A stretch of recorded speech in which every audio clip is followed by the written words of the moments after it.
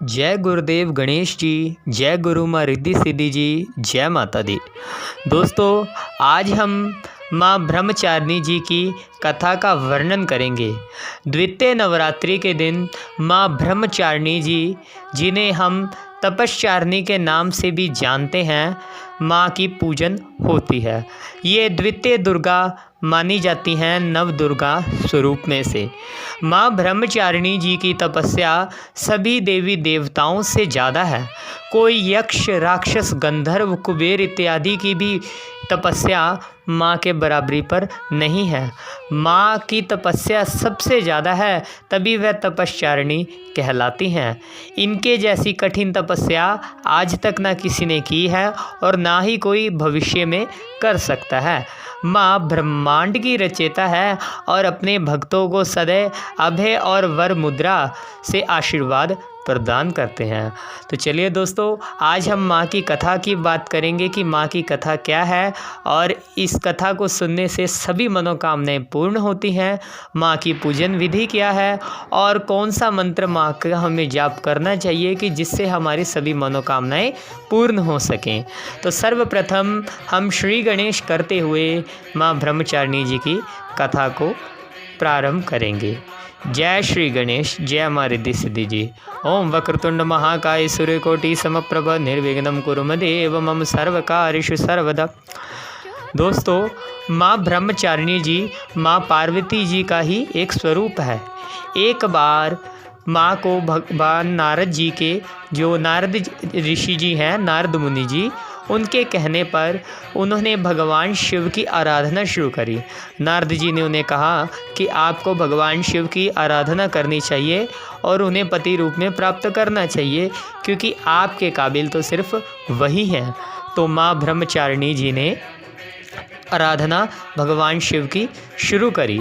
जब माँ ने भगवान शिव की आराधना व तपस्या शुरू करी तो वह कई हजार वर्ष तक सिर्फ और सिर्फ फल इत्यादि खाकर ही जीवित रहे और उसके कुछ समय पश्चात ही माँ ने फल का सेवन करना भी बिल्कुल बंद कर दिया।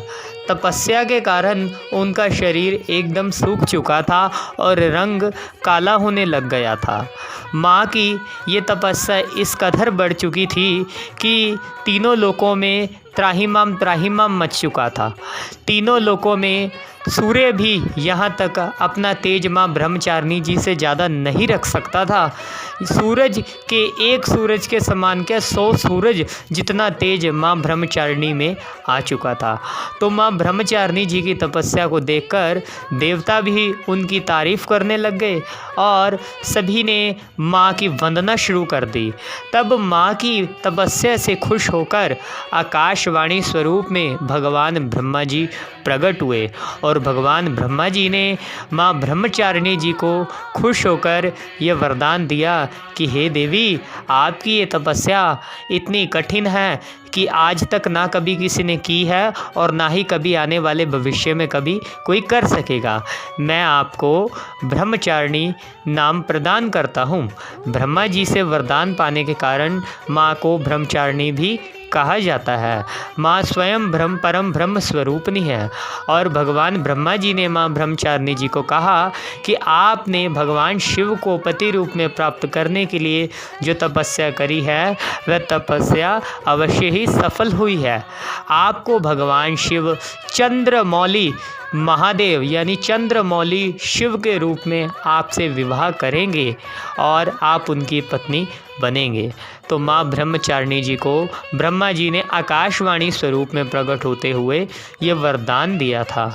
तो दोस्तों, माँ ब्रह्मचारिणी जी की कृपा से इंसान सभी सुख पा सकता है। जीवन की बड़ी से बड़ी कठिनाई में भी वह हंसकर जी सकता है और हर कार्य क्षेत्र में सफलता प्राप्त कर सकता है।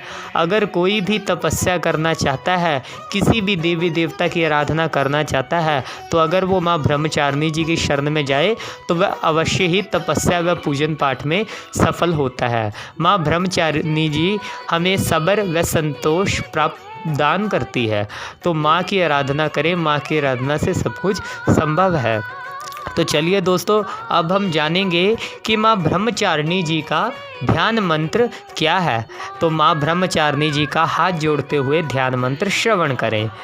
वंदे वांछित लाभाय चंद्रार्धकृत शेखरां जपमाला कमंडलूधरा ब्रह्मचारिणी शुभां गौरवर्णा स्वादिष्ठान स्थिता द्वितीय दुर्गा त्रिनेतरां धवल परिधानां ब्रह्मरूपा पुष्पालंकार भूषितां परम वंदनां पल्लवधरां कांतकपोलपीन पयोधरां कमनीय लावण्य समेरमुखी निमनाभिनितंबनीं।